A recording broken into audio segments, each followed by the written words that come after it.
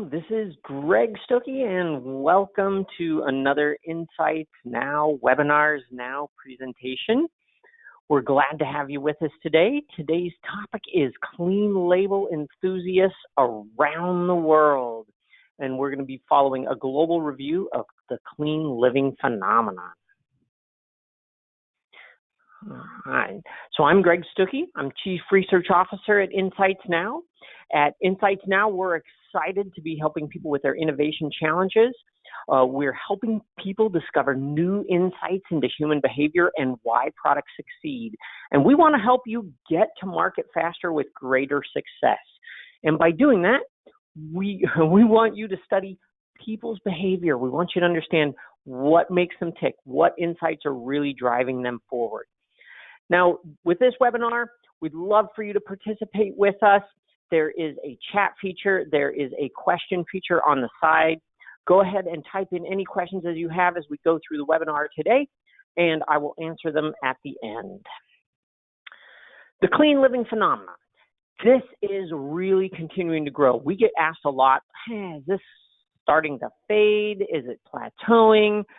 Well, no, it's not. And there's lots of evidence, lots of people doing research in this area.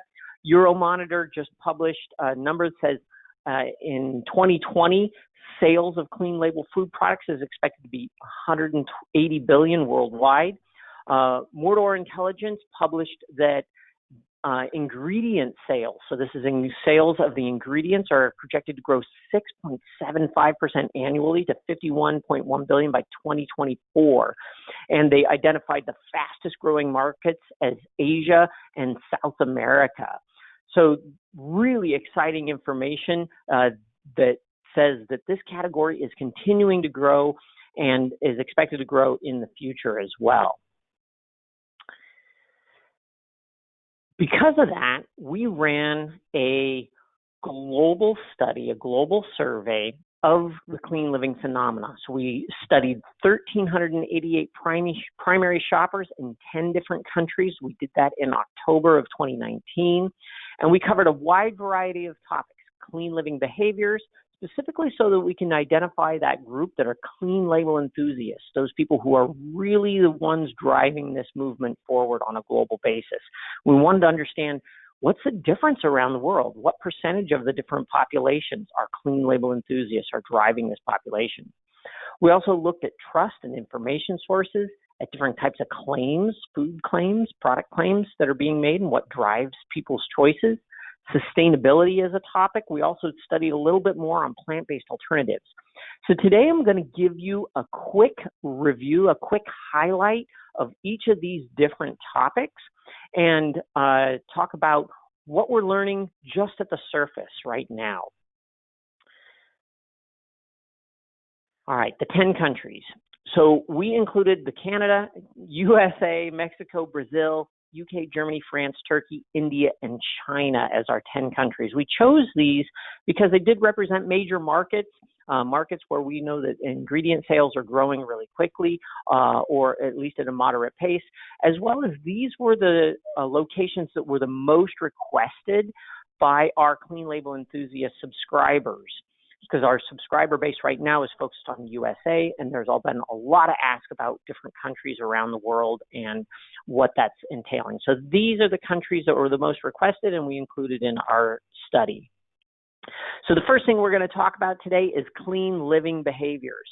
So this is the information that helps us identify what percentage of the population are enthusiastic about having a clean label.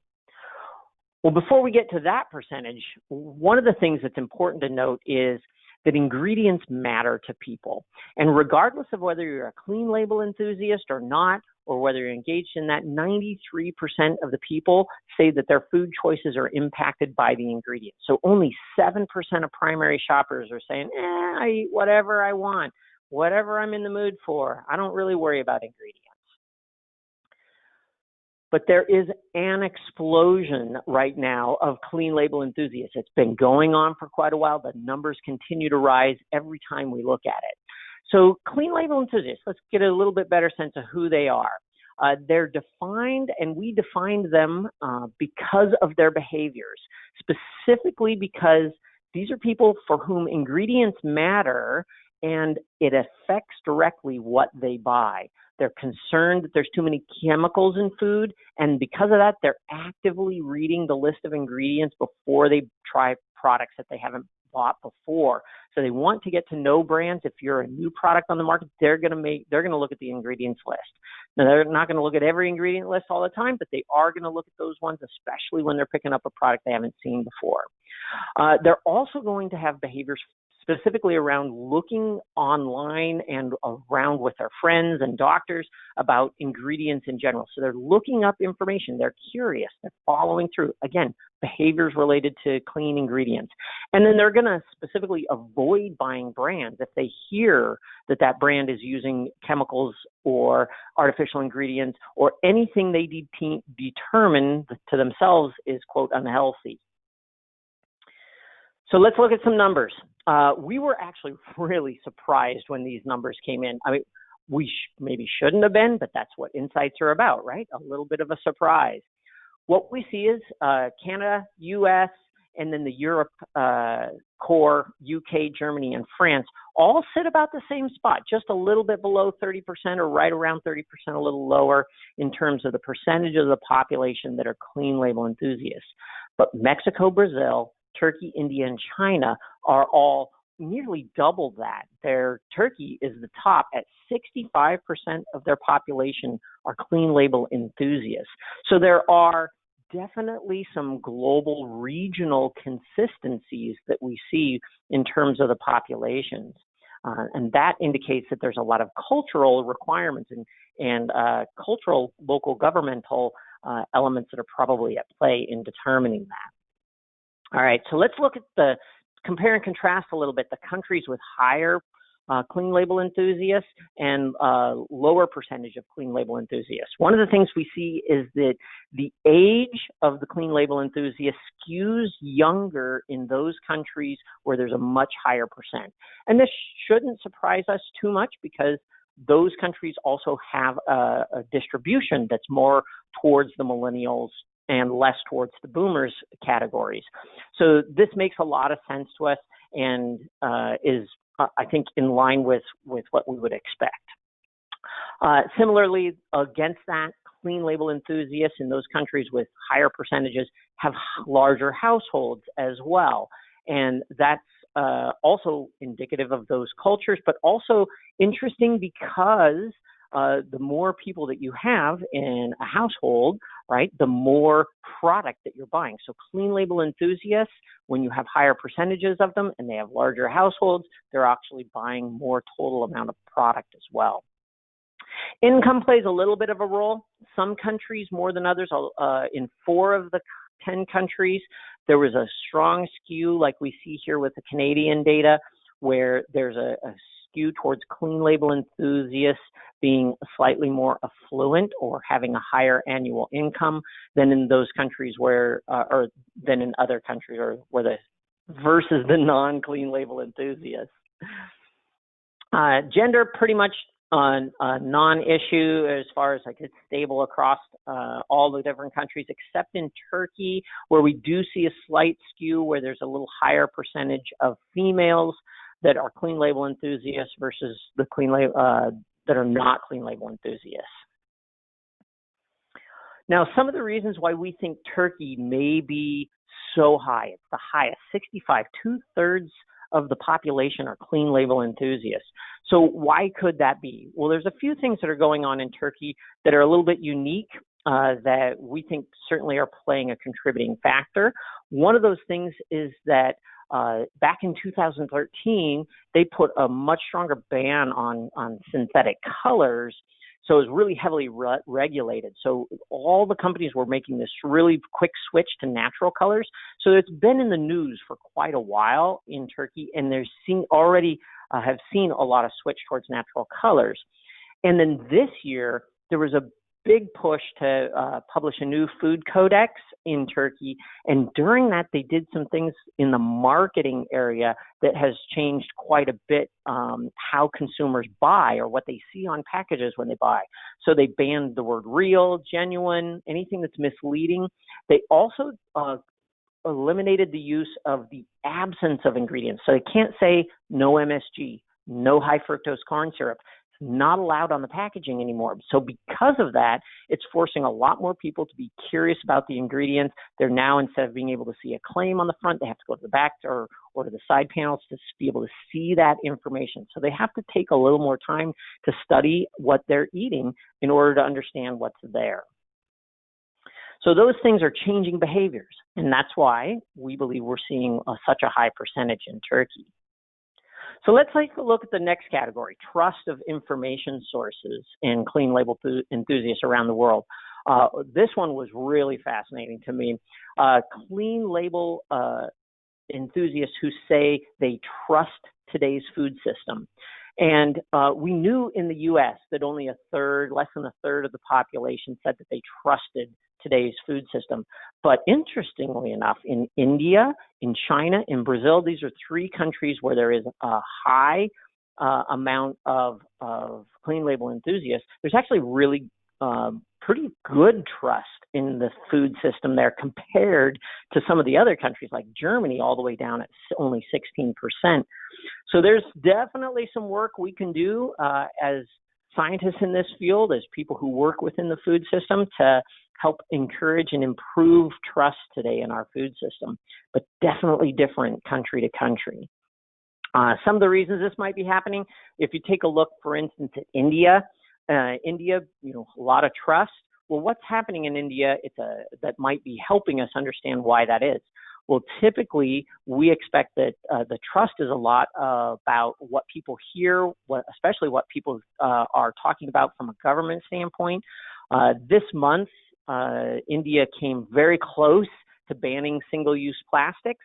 They didn't actually end up banning them. However, they did call for a really strong education push.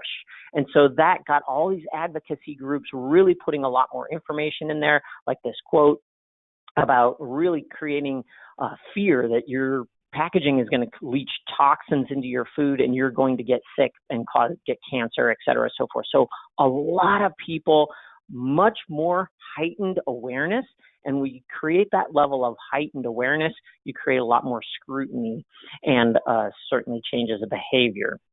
And if your government is saying we got to do something about it, then you feel like change will happen. Now, trust, interestingly enough, is focused on different people or different groups. So government regulatory agencies, that's kind of foundational no matter where you're at in the world. If you look at countries with low % CLE versus high % CLE, government agencies, that's the second one down on this list, fairly stable. About a third of the people trust the government regulatory agencies to ensure safe food. However, if you look at the orange line, those are the countries with high % CLE, we see that there's an interesting trend. Trust is much more focused on dietitians, doctors, scientists in those countries with high % CLE, whereas in the low % CLE, it's much more focused on nutrition advocacy groups and the government. So it's not as strong of a connection to the scientific community in terms of trust to ensure safe food. So there's an opportunity there for certain. So let's talk about claims. Now, we heard that some claims challenges were happening in India, but we want to understand what are the types of claims that are really sparking these people to change the way they buy. So what we're looking at is we asked gave the people on the survey a list of a whole bunch of different claims, and we asked them to identify which ones of those claims were influential in changing their purchases versus not. And what we identified was that natural certainly was a very strong claim. Fresh, organic, those were all strong in those countries where there is high % CLE, whereas for the countries with low percentage of clean label enthusiasts, you see stuff that's negative, what it doesn't have in it. You have natural still high, but no artificial flavors. And then all the way at the bottom, GMO-free, no antibiotics, minimally processed. So what we're seeing is a tipping point here. In countries where there's still low percent CLE, they're trying to avoid things. Whereas in countries that have higher percent CLE, they're actually looking for specific positive things for themselves. So that's a really interesting trend for us to see. And I think that you will see, as in the countries with low percent CLE, as the trend continues, we're predicting that you're going to see a movement away from focusing on what products don't have in them, right? So no artificial colors, no antibiotics, no processed. You're going to see a trend towards what they do have, more fresh, more natural, organic, maybe added value to products. Okay. Now, interestingly enough, the vast majority of people told us that they would be willing to trade off taste in order to get ingredients that they trust. And realistically, this is more true of the clean label enthusiasts. India is a little different here. But what's really interesting to me is this is a question we've been asking for a while, and this is the first time we've seen really that more people are willing to trade off taste, right? So the lowest percentage we're seeing here is 50%, which means half the people in that country are willing to trade off something that tastes good in order to get ingredients that they trust. So as long as you trust all the ingredients, then taste is going to be king. But if there's ingredients that they don't trust, they'll trade away taste in order to get something that they feel is better for them. Now, sustainability is another interesting part because we see this as an up-and-coming trend in a lot of areas. It's certainly very conversational around the world within all the areas that we're working. But sustainable farming practices are desired more by the clean label enthusiasts than the non-clean label enthusiasts around the world. We can see that. If we look at sustainable packaging, this is not just important with clean label enthusiasts. It extends to non-CLEs in most countries as well. So if you think about farming practices and sustainability, that's moving more towards what's in my food, how good is my food for me. But we move into packaging, and this is now more towards, are we taking care of the environment? Are we good stewards of the environment? And we're seeing that this is a trend that is going to extend beyond food to all sorts of sustainable issues. All right. Now, plant-based alternatives, last category here. So this is a wonderful trend. We asked people what they've tried before. And of course, we would a little bit expect that clean label enthusiasts are more likely to have tried an alternative product. So the first one is dairy alternatives. And we looked at milk, butter, yogurt, and ice cream. And we've found that 72% of clean label enthusiasts had tried, on a global basis, had tried a plant-based milk, butter, yogurt, or ice cream, whereas only 54% of the non-clean label enthusiasts had tried. Now, we're thinking this has been in the market for a long time. Dairy alternatives have been around for a while, so possibly due to the healthy reputation of plant-based milks, maybe the lack of artificial ingredients. That's Greg's opinion. Put it in italics because of that here. So maybe not true, but I think a good hypothesis. And if we look at that across all the different countries, we see that this is true pretty much across the board. The majority of clean label enthusiasts in all the different countries have tried dairy alternatives, and we see some spikes. India is much higher, Canada a little bit lower, similar to the US. If we flip to plant-based meat alternatives, there's similar trial levels between non-clean label enthusiasts and clean label enthusiasts, and trial is fairly low compared to dairy. However, that's because this is a fairly new category, we believe, and it's primed for growth.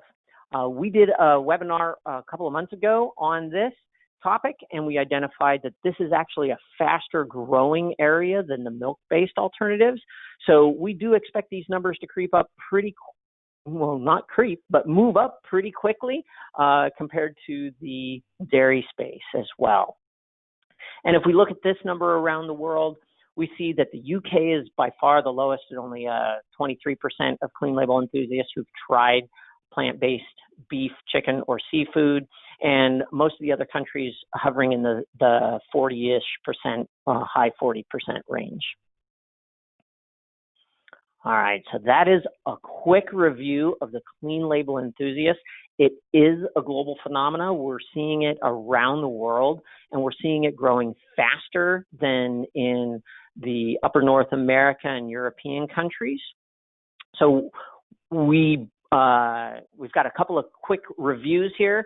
Number one, CLEs growth of CLEs are also correlated to sales where there's a high amount of sales of natural ingredients. So infrastructure-wise, this maps to the actual sales that are happening right now in the world. Clean label enthusiasts are highest in Asia, followed by Latin America. Appears to be more cultural, associated with some environmental concerns there, rather than just consumer distrust of governmental regulations or large institutions, which is what we see a lot in the U.S. So a lot of the clean label enthusiasts are driven by distrust, right? We talked about what they don't want in their food in the U.S., and you can go back to that April 2019 webinar to see that. Natural, fresh, and organic, most influential claims among CLEs. Non-GMO claim is much less important outside of the U.S. compared to within the U.S. Very important claim in the U.S., not so much everywhere else. And then Turkey and France leading the world in their desire for sustainable farming practices. And then plant-based alternatives are definitely on the rise across the world.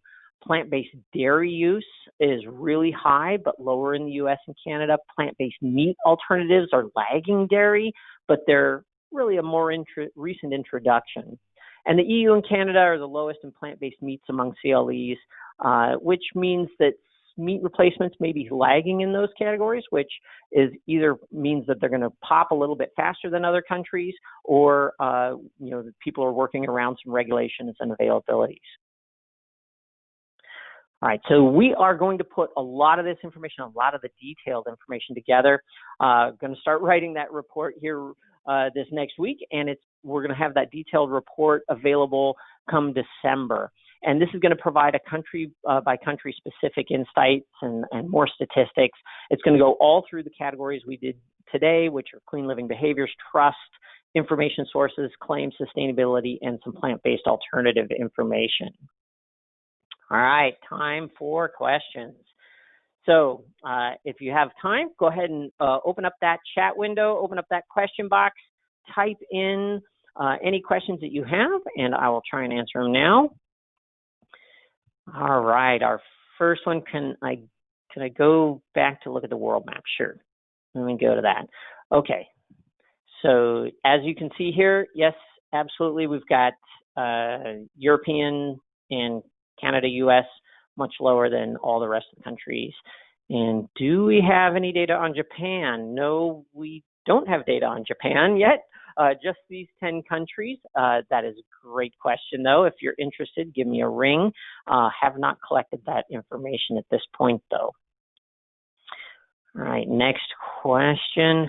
Can I define who the clean label enthusiasts are in a little more detail? Okay, let's go back to this slide. This is our definition. So clean label enthusiasts. This is Insights Now built an algorithm based on a screening questionnaire to identify clean label enthusiasts. These are people who exhibit behaviors related to clean ingredients. So these are people for whom ingredients are affecting their behaviors. So that means it affects what they buy. It makes them look at packages. It makes them seek out specific ingredients. It means they talk to other people about ingredients. They get advice from other people about ingredients, and they do brand avoidance because of ingredients. So if you think about all the things that are listed on this page, what we're trying to do with identification of a clean label enthusiast in our algorithm is identify people who have a behavior that's specifically related to a clean ingredient versus a non-clean ingredient. And that means things like, artificial ingredients specifically are things that they're trying to avoid. Okay, I think I've actually got all the other questions that I see here. They're all derivations of what I just said, so looks good. So Thank you very much for your time today. I hope this webinar was insightful for you and gave you some new facts, a little bit of peek into clean label enthusiasts around the world. Our next webinar is December 12th. It's revolutionizing the home use test with community-based behavioral KPIs. And we're going to show you some new metrics, some new KPIs.